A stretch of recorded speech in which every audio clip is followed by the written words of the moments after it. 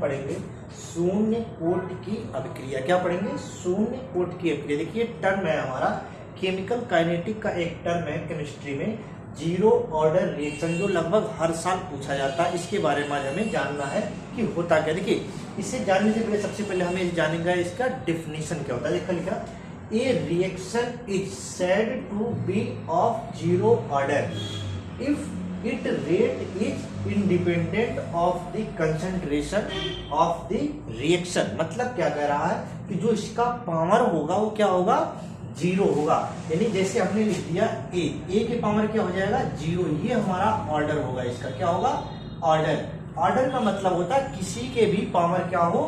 Zero. अगर शून्य लिखा है तो पावर जीरो होगा, प्रथम लिखा है तो पावर 1 होगा, सेकंड लिखा है यानी द्वितीय लिखा हो तो पावर 2 होगा। जो पूछा जाएगा आपको उसे बताना होगा। देखिए हमने एक ले लिया रिएक्टेंट और एक ले लिया हमने प्रोडक्ट। रिएक्टेंट हमने क्या ले लिया? ए, और प्रोडक्ट हमने क्या ले लिया? पी। अब देखिए जो रेट ऑफ रिएक्शन होता है, यानी rate of reaction, rate of reaction इसे हम रिप्रेजेंट करते हैं dx अपॉन dt। किससे लिखते हैं? dx upon dt। तो देखो जो हमारा रेट ऑफ रिएक्शन होता है डायरेक्टली प्रोपोर्शनल टू किसके होता है? रिएक्टेंट के। किसके होता है? Directly proportional to reactant. अब हमारा रिएक्टेंट क्या है भाई?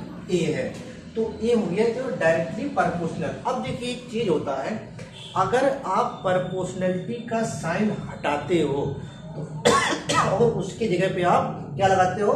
इक्वल लगाते हो ना कोई कांस्टेंट आके वहां लग जाता है। तो देखिए हमने इसे हटा के क्या लगाया? इक्वल का साइन लगाया।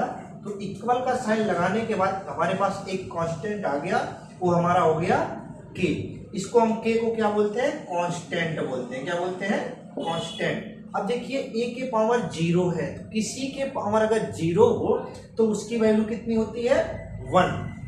तो ये देखिए ये हो गया 1, तो 1 को लिखा नहीं जाता तो क्या हो गया? dx upon dt equal to क्या हो गया? k।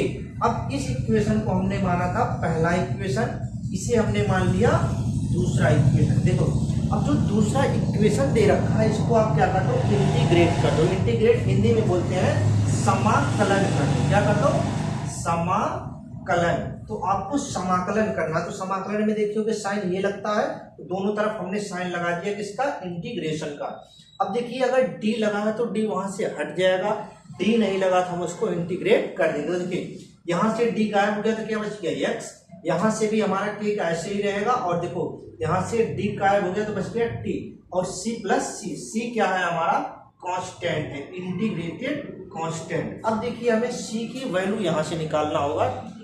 हम करेंगे क्या? देखिए x के जगह पर 0 और t की जगह पे अगर हम 0 रख दें तो c का मान क्या होगा? तो देखिए क्योंकि सभी के सभी हमारे इनिशियल में है, तो इनिशियल वैल्यू हमेशा क्या होती है? 0 होती है।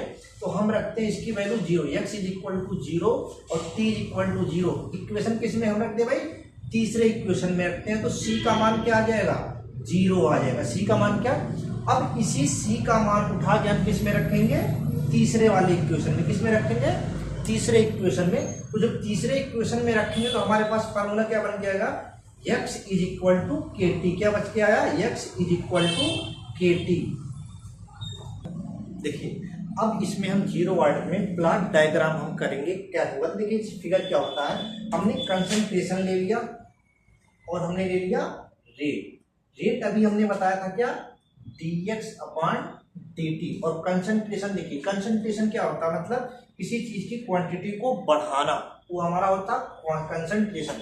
अगर आप क्वांटिटी को घटाते हो तो होगा हमारा डाइल्यूशन। तो हमें डाइल्यूशन ना करके क्या करना है? कंसंट्रेशन। तो इसका जो प्लॉट डायग्राम बनता है वो हमारा एक स्ट्रेट लाइन बनता है। क्या बनता है? Straight line. अब देखिए इसमें पूछा जाता है कि जो हमारा जीरो ऑर्डर रिएक्शन है इसका यूनिट क्या होगा, यानी कि जो हमारी वैल्यू के यहाँ कांस्टेंट हमने बनाया था इसकी यूनिट क्या होती है? देखिए यूनिट ऑफ रेट कांस्टेंट, देखिए k is equal to 1 upon mole per litre पे n के पावर -1 इंटू सेकेंड पर -1। अब देखिए for n is equal to 0, n का मान अगर 0 रख दो इस इक्वेशन में तो इसके पावर -1 हो जाएगा, यानी ये पावर कितना हो जाएगा -1 और ये भी माइनस हमारा 1 है, जैसे कि लीटर पर मोल इंटू सेकेंड पर -1, तो हो गया लीटर मोल इनवर्स सेकेंड। यानी कि अगर हम बात करें कि के का जो यूनिट होता है वो क्या होगा, तो लीटर पर मोल पर सेकेंड होगा। चलिए आइए देखते हैं जीरो ऑर्डर रिएक्शन का हाफ लाइफ पीरियड, हिंदी में बोलते हैं अर्ध आयु काल क्या होता है। देखिए हमारे पास एक इक्वेशन आया था x = kt, यहाँ से अगर हम k की वैल्यू निकाल ले तो क्या हो जाएगा x/t।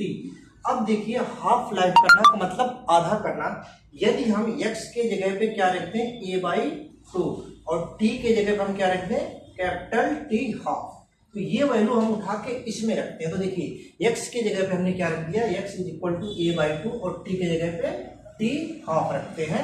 तो देखिए हमारी वैल्यू क्या होता है, यहाँ हो गया a/2, यहाँ क्या हो गया, यहाँ क्या t हाफ, यहाँ से t हाफ अगर आप निकालते हो तो क्या बनेगा a/2k, ये इसका क्या हो गया अर्ध आयुकाल, हाफ लाइफ पीरियड, क्या हो गया हाफ लाइफ पीरियड। इसकी अर्ध आयुकाल अगर आपसे कोई पूछे तो क्या बताओगे, t हाफ = a/2k, k क्या है हमारा कांस्टेंट है। अब देखिए यहाँ लिखा in zero order reaction half life period is directly proportional to initial concentration of the reaction, यानी कि शुरू में जो उसका कंसंट्रेशन था हमारा ए था, इसका क्या है इनिशियल वैल्यू लिया गया, इसके डायरेक्टली प्रोपोर्शनल होता है क्या हमारा हाफ लाइफ पीरियड।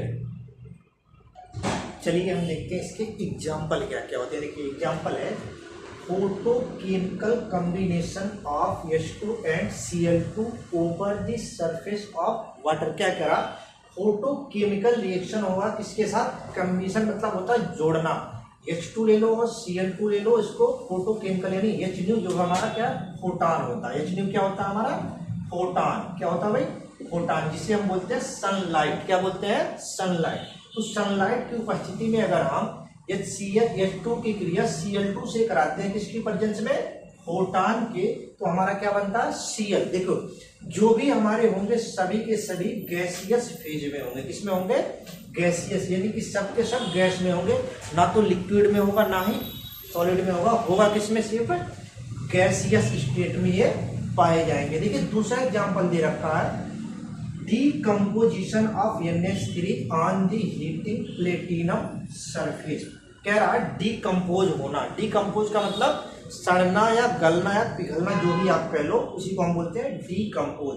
तो देखो लिखा है NH3, इसको हम प्लेटिनम की प्रेजेंस में अगर हम हीट कर दें तो क्या बनेगा, हमारा नाइट्रोजन का मॉलिक्यूल और हाइड्रोजन के मॉलिक्यूल किसमें गैसियस फेज में प्राप्त होंगे। ये होगा हमारा इसका एग्जाम्पल। एक चीज ध्यान रखना कि जितने भी हमारे जीरो ऑर्डर रिएक्शन के एग्जाम्पल होंगे उसमें सभी में गैस लिखा हुआ जरूर मिलेगा आपको। अगर नहीं लिखा हुआ है तो आप उस चीज को आप जरूर लिख देना कि ये गैस है। अगर आप गैस नहीं लेते हो तो उसका एग्जाम्पल क्या हो जाएगा, आपका गलत हो जाएगा। देखिए यहाँ लिखा है note in zero order reaction example all are in gaseous phase, सभी के सभी क्या होंगे गैसियस फेज में पाए जाएंगे। अगर किसी भी एग्जाम्पल में आपको दिखता है कि वहाँ गैस स्टेट में है तो आप सीधे आंख बंद करके क्या करोगे, ये जीरो ऑर्डर रिएक्शन का एग्जाम्पल है।